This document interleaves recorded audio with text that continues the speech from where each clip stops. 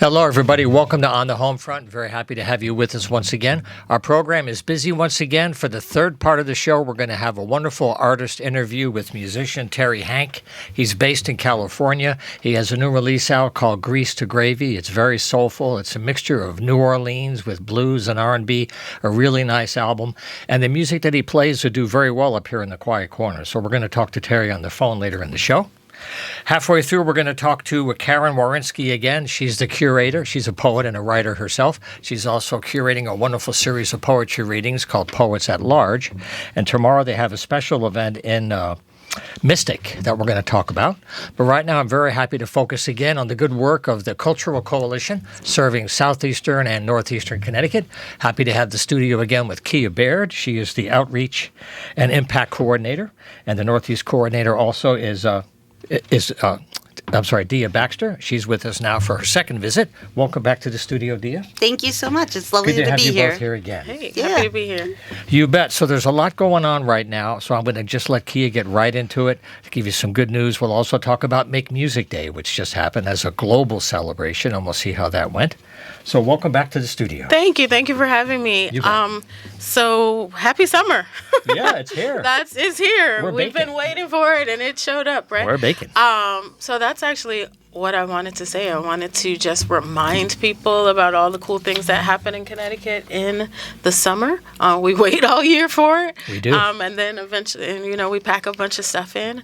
I was on my ride up here. I heard about what are they? Third Thursdays in Willimantic, which is tomorrow, and apparently they'll have stilt walkers and lots of fun for the family, and that's just one of many great things that happen in the summer. So I just wanted to encourage people to go on to the Connecticut Office of the Arts website, to CT Tourism website, of course to our website, which is the Cultural Coalition's website, and see what's going on.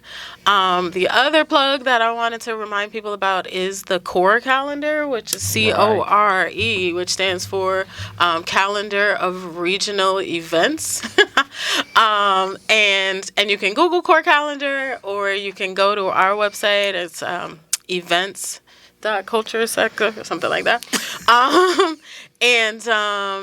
And just like plug in a date. So today I was online and I was just like, I need something to do on Saturday. So I went to the CORE calendar, put in the date and all the things that are happening regionally. I found out I could go to free yoga.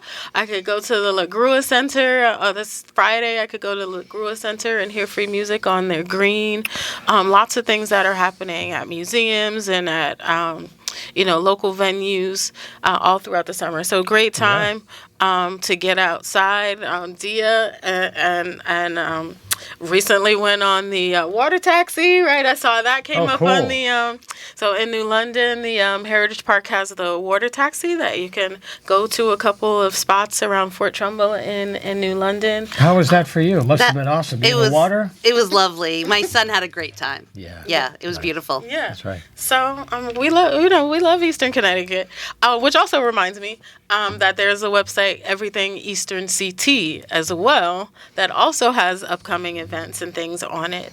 So, lots of places to check out things. We want to support our artists and our venues, especially through the summer as they plan all these great events. I want to be there and support. I want to mention the website because you should jot this down and use it all year. It's a culture sect that stands, it's an acronym of culture, SECT.org. And that's how you / the events.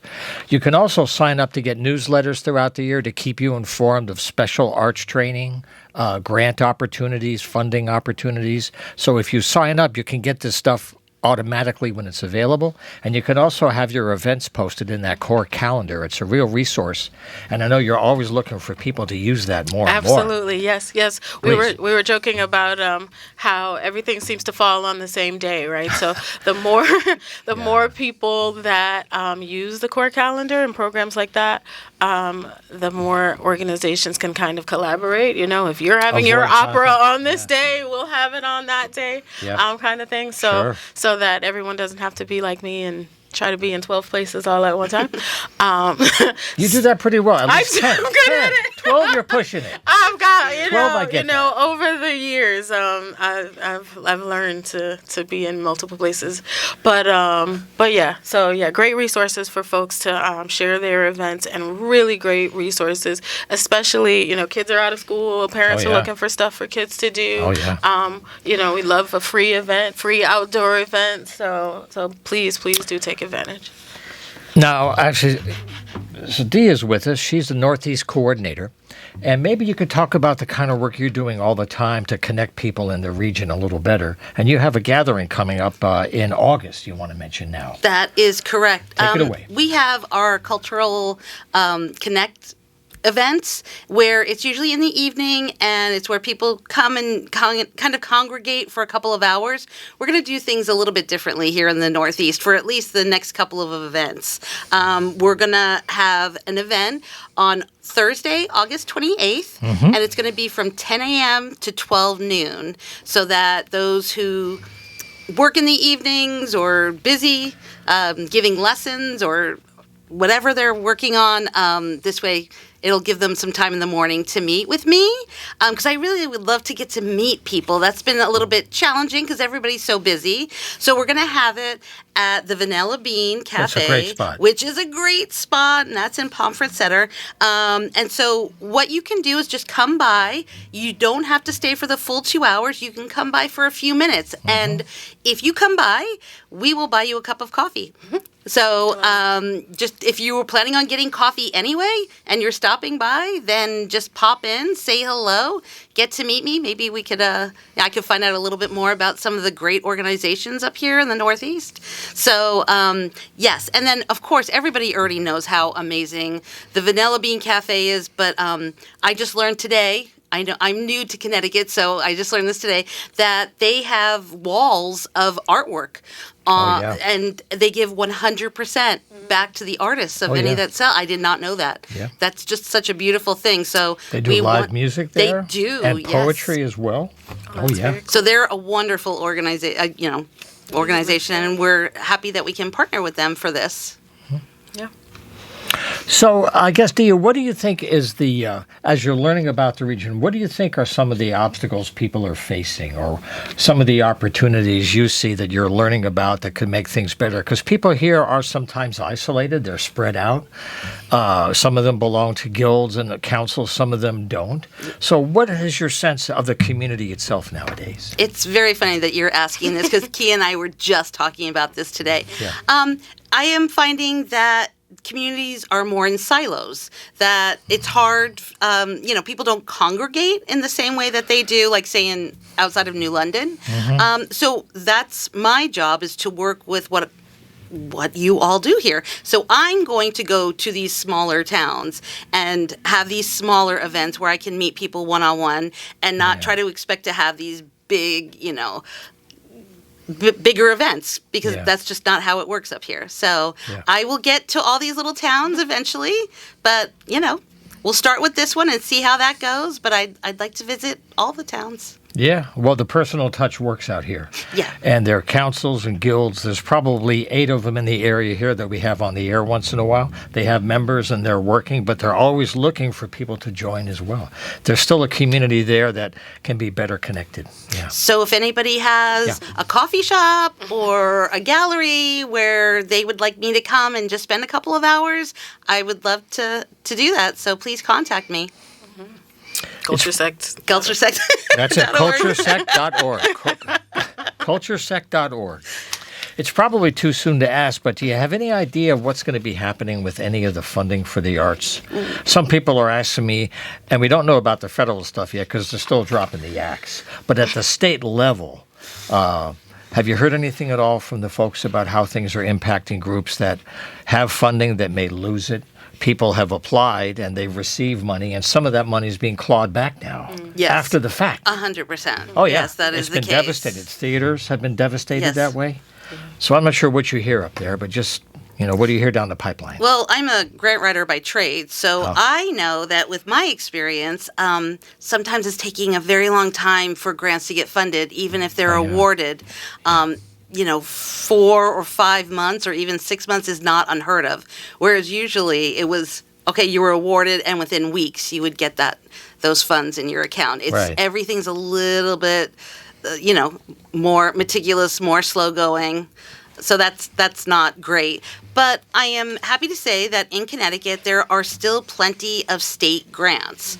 The national grants are maybe not what people should focus on right now. Right. But upcoming, we have the CT Humanities Quick Grants that's due in October. Charter Oak Credit Union, that's in October as well. Centerville Bank, October. So there's a lot of grants out there. Again, if you want to know more about the grants, sign up for our newsletter because every newsletter has the whole list of the grants that are upcoming. Right. So one last thing I wanted to ask about, something that's very special. Every year around the world, they celebrate music with Make Music Day. And, the whole New London area was very active. I guess Norwalk has been active, too, out there.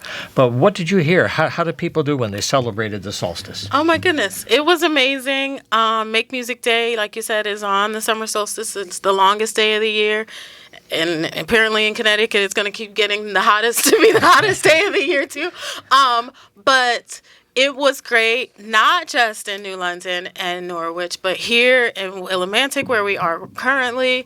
Coventry participated. One of the things that I'm excited to share is that because this year I was working nationally with a lot of the Make Music chapters, and Connecticut is right up there. I think we're either number 2 or number 3 states with the most participating chapters. Wow. Only behind Wisconsin or something like that.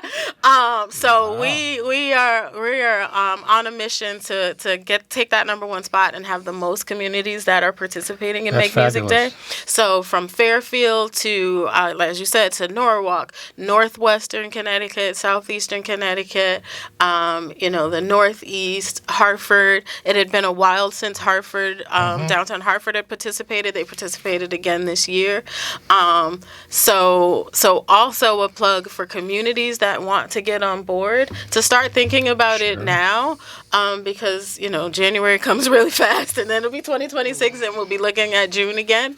So to start thinking about it. And I also tell people that if you've been to one Make Music Day town, you've been to one Make Music Day town, because Make Music Day is so specific to your community. Everyone's different. Everyone is so different, and it really can take on the personality or the vibe that your community has. So if there's something special about the community that you live in, everybody has really big front porches in your neighborhood or something, that would be a great opportunity to host Make Music Day or something like that. Yeah, Make Music Day is about music anywhere but in a concert hall, in the street, a parking lot, anywhere. And it's for everyone. So you don't have to just be a musician thinking about it. You can be anyone that is a music lover that wants to have fun on that day. And something else that they've been doing now, I think for 4 years, is Make Music Winter on the winter solstice. Yes. There's less activity, but people are getting the idea that even at the shortest day of the year, the longest night, you still have the spirit of music in different places. It's cold here, but other parts of the country it's not. Yes. But that's something that we'll talk about later in the fall. We should, Make Music Winter. A lot. We would love more people to participate in Make Music Winter. There are lots of parades and things like that. I went caroling for Make Music Winter last year. So we realized it actually is winter here, unlike some other parts of the country. But still a very fun day. We should talk about it for sure. All righty. So I want to give the website one last time to jot this down. Stay with these folks all year long. culturesect.org for all the information. So Kia Baird and also Dia Baxter, thank you both for being here and for your good work throughout the year. Oh, thank you so much. And we'll see you later as we wrap up August towards Labor Day. Awesome. Sounds great. Okay. Thank you. We'll take a short break and come back with Carol Warinsky and Poets at Large and a special event happening tomorrow in Mystic. Don't go away. All righty, we're back here on the Homefront. Glad to have you with us. If you'd like to join us on a future show to share the news about the good things you're doing, just let us know with an email, and we'll get you right here in the house. John@humanartsmedia.com is the email. For the last part of the show coming up, we're going to have a conversation with a wonderful musician, Terry Hanck. He has a new release out. He's in California. We're going to talk to him about this music. It's kind of a mixture of New Orleans blues and roots and early rock. It's a kind of musical sound that would do very well in our region musically. So we'll talk to Terry in a little bit. But right now, I'm very happy to share the studio once again with Karen Warinsky. She is a poet and a writer, and she curates the wonderful series Poets at Large throughout the year. And she's here today about a special event happening in Mystic tomorrow. And joining us on the phone today also is Devyan LeMay. She is the events coordinator at the Bank Square Books, which is in Mystic. So, Karen, good to have you back in the house, first of all. Well, it's wonderful to be here and a beautiful summer day and see you and see my friend Matt. So this is great. You bet. And we have Devyan on the phone. So, Devyan, thank you for joining us today, too. Yeah, of course. Happy to be here. All righty. So I know you're going to be reading with Sandy tomorrow. So give us a little preview. This is a big event. So, when I've known Sandy online only. Sandy Yanone is who we're talking about, and she's now the Poet Laureate of Old Saybrook. And before she became that, I had read with her online on some Zooms back during the pandemic era. Right. And so we met last December in Stonington, had lunch, and our purpose was to go barge into Bank Square Books in Mystic and make ourselves known and talk to them and leave some information and try to make a connection there because we want to spread our material and our poetry as many places, obviously, as we can. And so we got in touch with some people there, and they agreed that it would be a wonderful idea to host a reading. And so through some hard work and some many months, Devyan came on board, and she's been wonderful to work with, very enthusiastic. And so our reading is tomorrow at 6 p.m. at Bank Square Books in Stonington, or Mystic. Devyan will have to, I think it's right on the border. So she can give you the actual address of the store. And so Sandy is going to be reading from her two books, Boats for Women and The Glass Studio. And I'm, of course, going to be presenting things from Beauty and Ashes, which is, there you go, my new book that came out in June. But I also want to talk to people about this book, which is called Sunflowers Rising.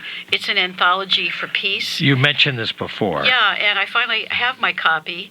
And what this is the man who put these poets together, and these are people from all over the United States and Ukrainian poets. Wow. They lead off the anthology. All the proceeds are going to go to orphans who are suffering in that war that's ongoing, as we know. There are too many. Too many. Yeah. And we're planning, hopefully, to do some kind of publicity for this, but I thought I would at least read my poem tomorrow. And I could give a preview if you'd like, or Sure. I could read a little something from Beauty and Ashes, whichever. Sure. What do you think would be the most appropriate? Maybe you want to tease this, because we'll talk about this later in the season. This would be nice to come back to. Well, it's a beautiful summer day, and I hate to get heavy with people, but I tell you what, why don't I read this, then I can read a happy one, and then we'll talk to Devyan about what's happening. Okay. This is called Disharmonic Convergence, Another Day on Facebook.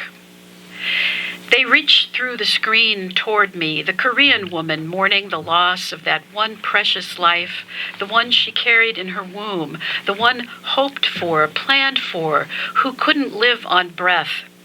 The Ukrainian soldier from Odessa, vital, worried, his future muddy and mired like the Donbass.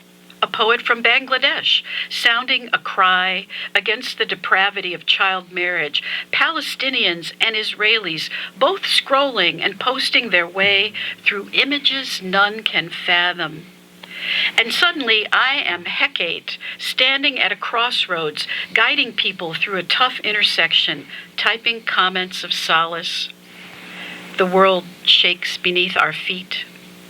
We reach through our monitors, share our collective wounds, try to cope with the insanity around us. 1,000 things that don't make sense. Holding out for peace and understanding, connected by our digital humanity. So that's my piece that's in Sunflowers Rising. I've been making my way through this a little at a time to appreciate each poem, and it's very rich anthology. So how can people find it if they wanted to find a copy for themselves? I think that it's on Amazon at this point. They just search the title. Search the title, contact me through Poets at Large group page on Facebook, and if that information is incorrect, I will get you the correct information. That sounds like a very nice. I do think that it's, and just you could type the title in too. So Sunflowers Rising, Poems for Peace. So. Okay. Well, thank you for sharing that. I've been enjoying Karen's book. If you follow her on Facebook, Karen has been very active this summer, reading for larger crowds and more events. You've been very active, and it must feel great after all the winter and the work to prepare your book. It's out now, and now people are getting it in person. Yeah, summer's a good time to do a book launch because the weather's pretty cooperative. And I have been going places. I was all the way out in Sandy Hook to do some readings there, a reading there, and I just was in Ridgefield, Connecticut, which was a drive. That was Monday night, though. That was raining, a little tough. But so it's good to get out and around and meet poets from all over the state. I already know quite a group from Massachusetts. But before we talk to Devin about tomorrow, I will just quickly mention we will have Poets at Large is having a free event at Roseland Park, 205 Roseland Park Road in Woodstock on September 7th. That starts at 2 p.m. Wonderful seasoned poet John Hodgin and Catherine D'Annunzio will read for us, also an open mic. And then we'll kick off our Vanilla Bean season on September 20th with the Poet Laureate of Manchester. Her name is Nadia Sims. And a fellow from Waterbury, Joseph Adomaviccia. Fabulous. Practice my Italian. So, and there's lots more coming in the fall, but let's not overwhelm our audience. So. Right. No, we've had, it's been great having Karen here. I think almost 2 years off and on now, a couple of years with a lot of events. Now, I know, it's Devin, welcome aboard here. I know you've been waiting very patiently. You're a new staff member there at the store, so congratulations on finding work in the world of books. But what's it like these days to be in a store when the whole environment for local bookstores is very, very challenging? It's really, honestly, a privilege because of how challenging it can be. Being able to see the people who do show up for us when it's honestly so much easier to, take the easy route and, get your book on Amazon or something, along those lines. The people who do show up for us really care, and it's a really special place to be right now, especially. It's probably a corny question, but I'm going to ask it anyway because I make a fool of myself on the radio all the time. How do you decide what to stock when there's so much coming out?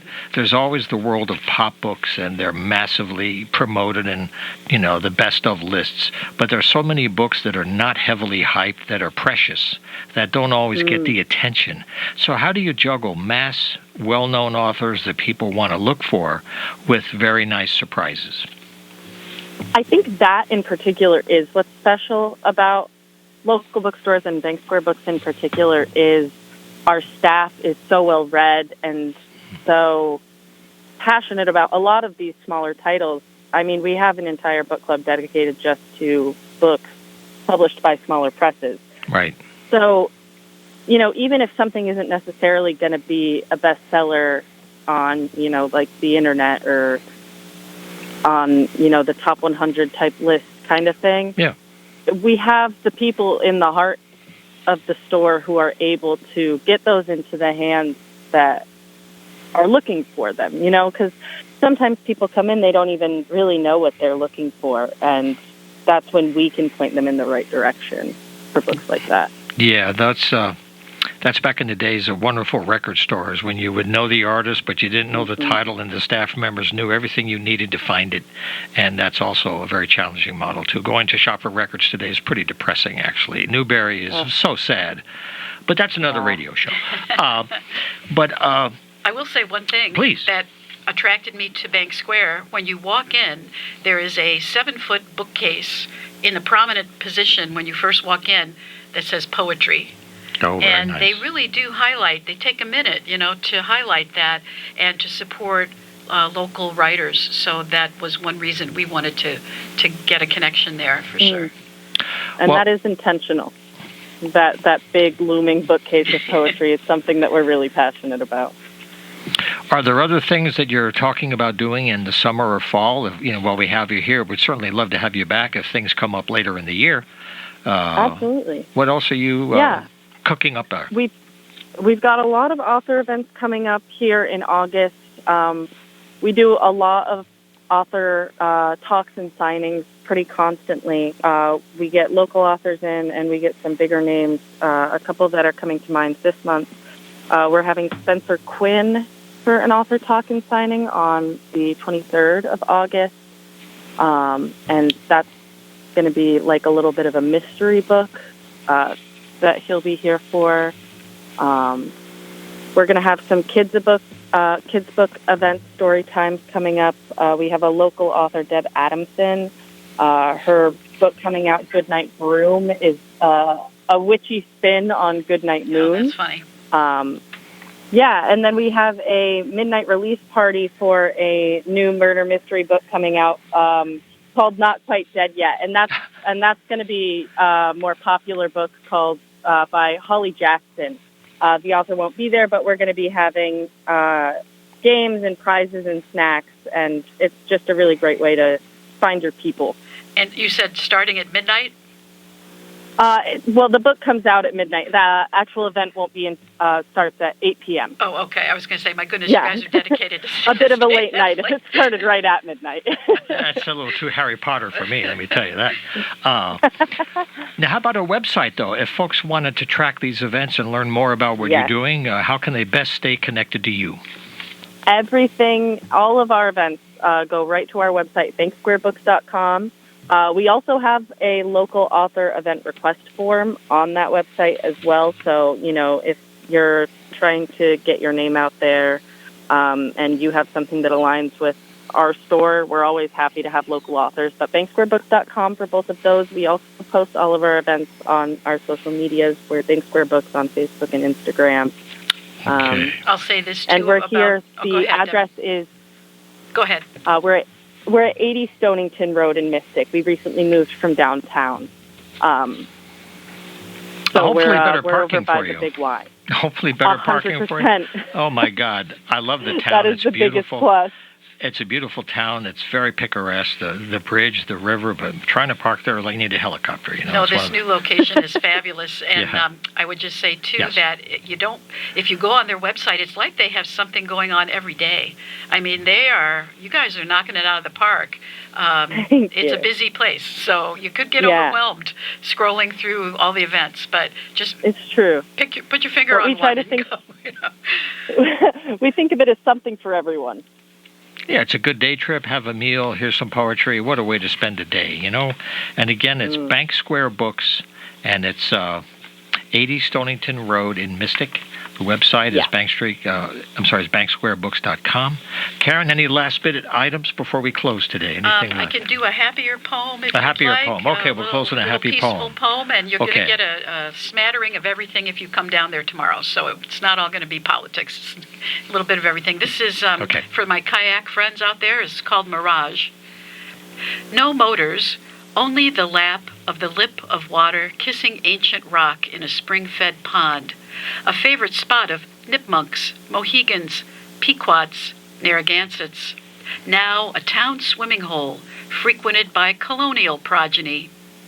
Boulders of ochre and rust, beige and brown, turn into Egyptian pyramids in hazy afternoons, appearing to rise from the clean, cool Nile as I float in my kayak, dreaming of Karnak, Luxor, Alexandria. And the Willimantic River. What can I say? Beautiful. Well, thank you, Karen, for being here, for all the good work you do throughout the year to share your work and also the work of so many other writers who are trying to connect. You're really helping the whole community, and thank you for doing that. Well, and we appreciate efforts of bookstores like Bank Square for helping us back. So it's wonderful to make those connections. And we'll talk to other stores, too. We should bring them in, because we do that with records with Joe Malinowski for the record industry. We should do this with books, too. So once again, thank you very much for joining us, Devin. I wish you a great success. I hope to see you one day down there at the store. Sounds like a plan. And we'll be here tomorrow. Looking forward to it. Okay, take care now. Have a good summer, Devin. You too. Bye-bye. All righty, and I'll look forward to seeing you in August again. We'll have you back again to plan for the September, okay? Oh, yeah. It's rolling on. It's rolling. It is rolling. Okay, so now we're going to take a musical break and give you a taste of Terry Hanck, a great saxophone player. By the way, this has a great Hammond B3 organ on it, too. It's nice. It's called Grease to Gravy. So he takes things that are kind of gnarly and nasty, turns these sounds into beautiful gravy. This one is a very timely tune that relates. Whatever your political point of view, this song is for you. It doesn't matter what your color is these days. If a politician was a doctor.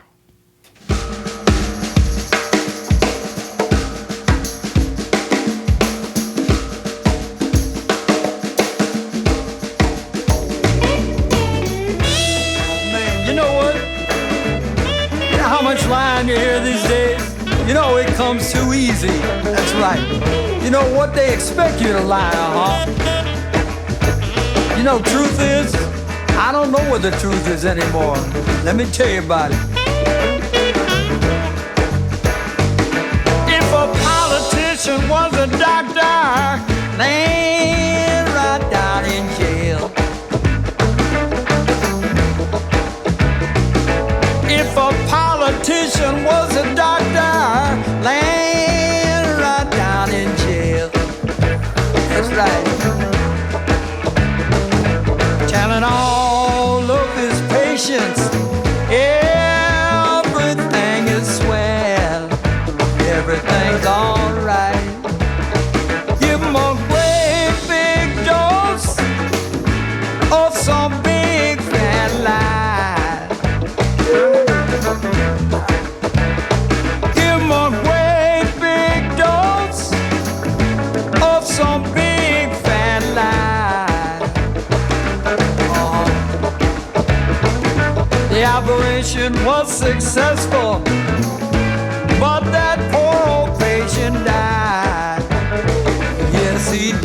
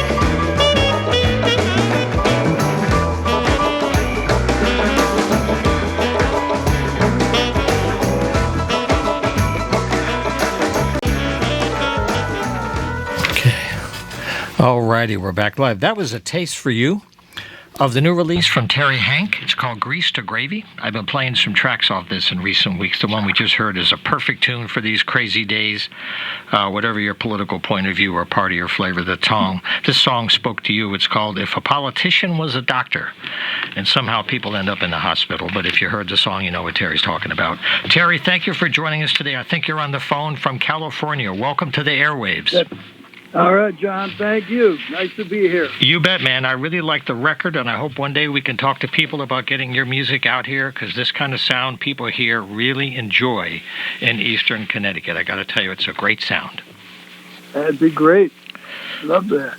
Now, just some background for you folks. Terry, 50 years ago in San Francisco area, he started the Grayson Street House Rockers, which was a band that actually was a very famous blues band, and the members over the years joined other bands and made incredible contributions to the music. And this band started out people like Tower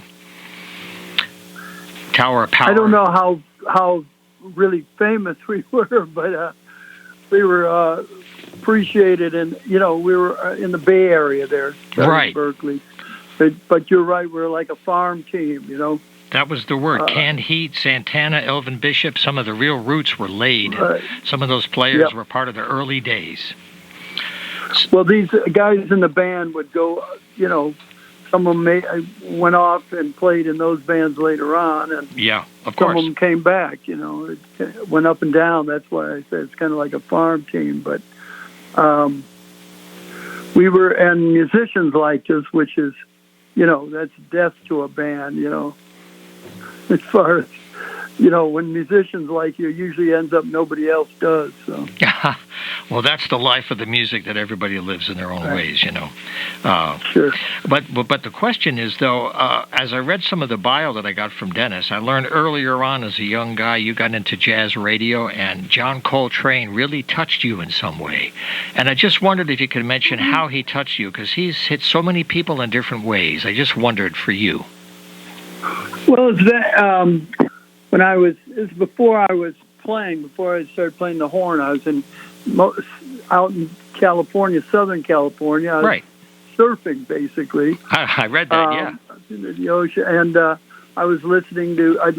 There was a 24-hour jazz station out of L.A.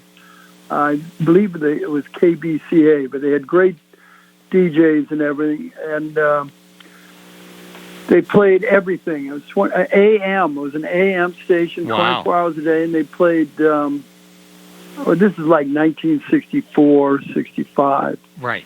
That era. And they played everything, like I said, from Muddy Waters to John Coltrane, I listened to it all. And sure, Coltrane, well, a lot of them. I remember all the Charles Lloyd that for some reason really got to me, too. And one of the reasons I picked up the horn. But listening to all that stuff, and I think I went through a period where, Coltrane's music is he just had that tone and everything, and spiritual. He played in a, modal sort of way that hadn't really been played before that. You didn't hear that. Yeah, he was a real conduit. And that got conduit. to me. I mean, I knew nothing about what this stuff was or anything, but, well, that's the power, because even if you didn't know it, you felt it, and it touched you without words, right? It got you anyway. Sure, and that's what the magic of music, and that's what it's. I think that's what it's about, and it's always when I write tunes, I try and think of what got to me before I really knew anything about music, Sure, those are your roots. That's right. But so all that stuff, and so. I think when I first started playing, I was kind of drawn to the avant-garde. I didn't know anything though. I knew nothing about music, So it took me I did that for several years, just kind of not knowing I was doing playing. I didn't.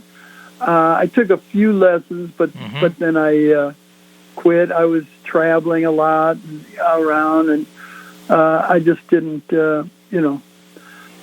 I just didn't put in the time for that. And I was, like I said, I was traveling and doing things. I'd go down to Mexico surfing, and I'd bring my horn with me. And I remember when I went down there, I lived down in the tropics down in San Blas, and the whole thing has just the pads got completely, moldy, and the horn wouldn't play. I didn't know why. I didn't. And when I brought it back, they said, "Oh yeah, the pads are completely shot," But anyway, it just, I just got slowly, went through a lot of different phases. Right. Well, but the thing that I always came back to blues and soul and blues and, old rock and roll, which is what I listened to when I was, when you're about 11 or 12, I think is when music really gets to you, pre-teen, and you're listening to that stuff. Yeah. When rock and roll first started, in the 50s. Yeah.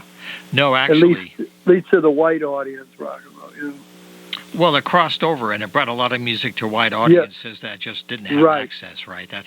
And in the beginning, the old R&B, it was all saxophone that was the lead. Yeah, before guitars, right? That's right. Yeah. The horns. Yeah. The horns were the lead. Mm-hmm. And I just mentioned the early days, just to let people know that Terry's been at this now for almost 6 decades, so he's got a lot of mileage on the odometer. And the new record really shows all the traditions that he's talked about. There are like 7 originals, there's a Ray Charles cover, there's a Wilson Pickett tune. But one thing that I read that caught my eye, and it was a phrase you said, it was, I'm at a point where I feel comfortable enough to bring songs alive. Now, could you talk about that, bringing life to a song and what that means as a player?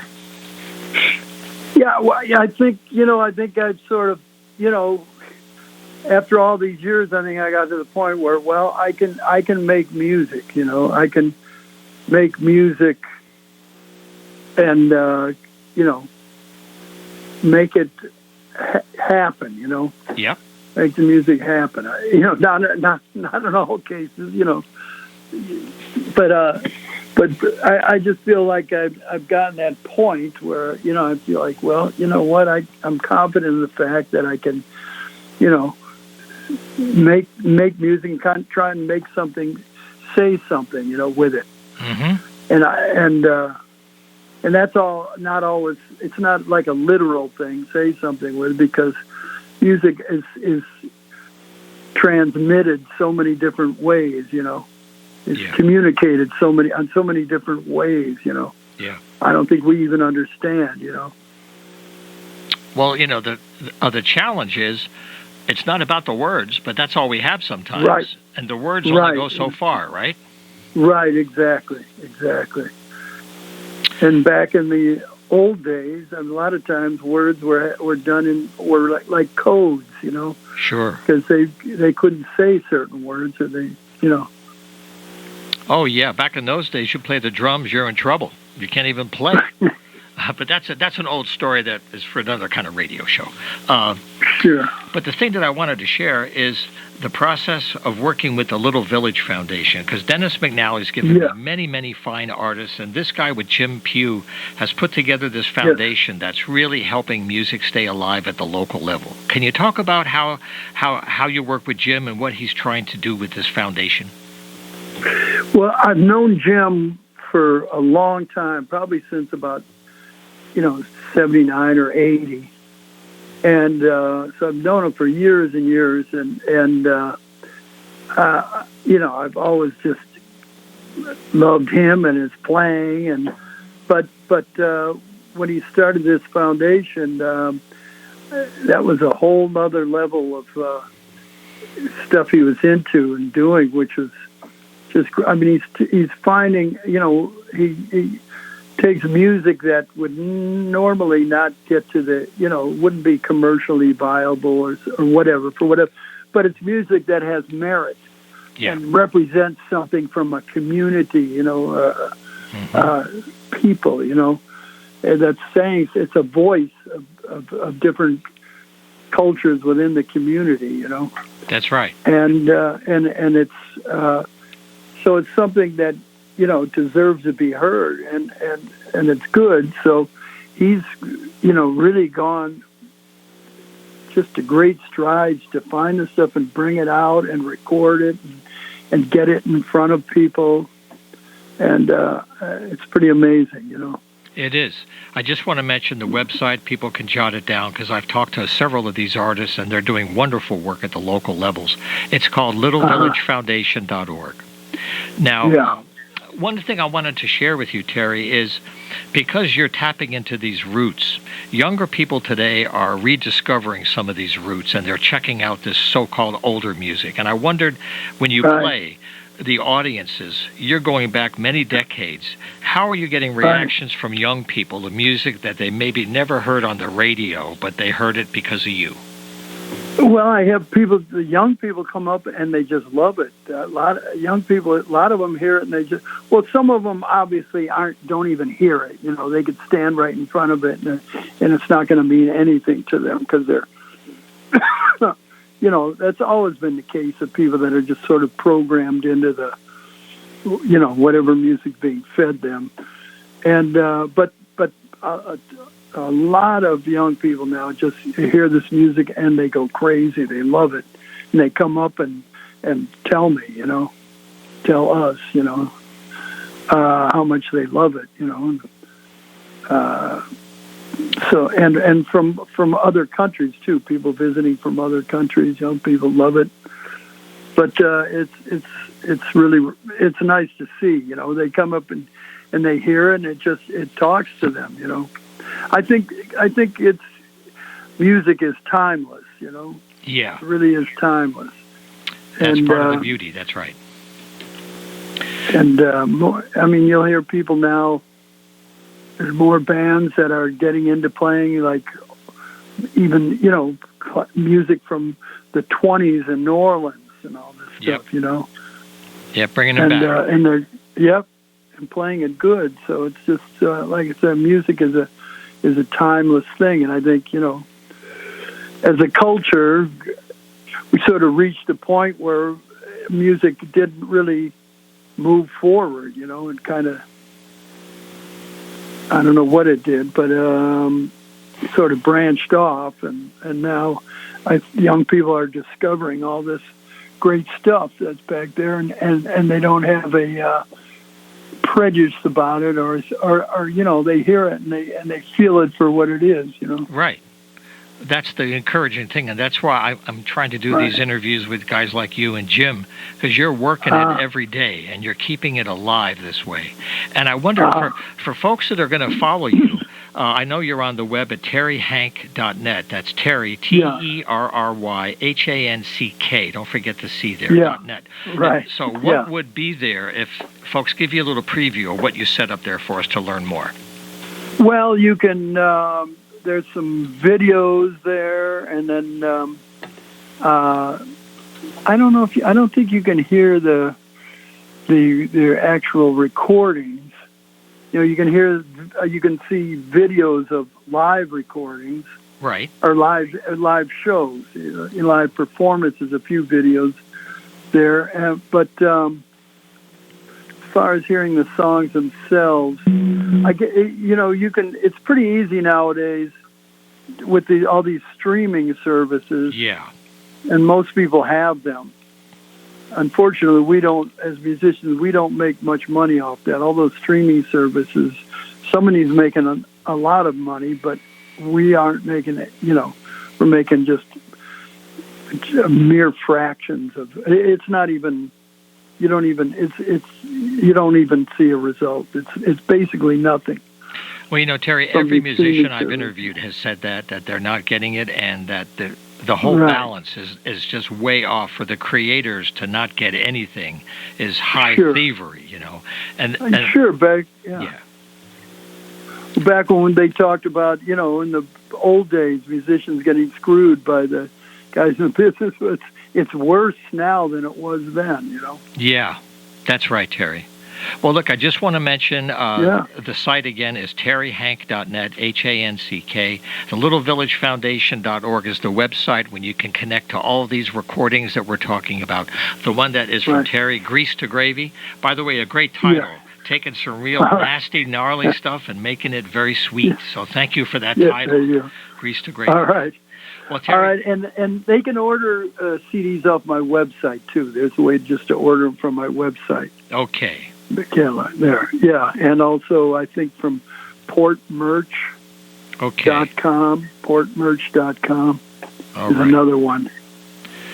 All right, Terry. Well, look, thank you Yeah. for joining us today from California. Well, I thank wish you, John. Thank you, man. I wish you a good summer ahead and keep up the music. And if you're Well, coming yeah, out and east, I hope one of these days I get up there and play, and we can. I'd love to get a little village tour going. That would be a fantastic tour. Right. Okay, man. Well, you take All care, right. Terry. Keep the faith. John, thank you. Take care, man. Bye-bye. Bye-bye.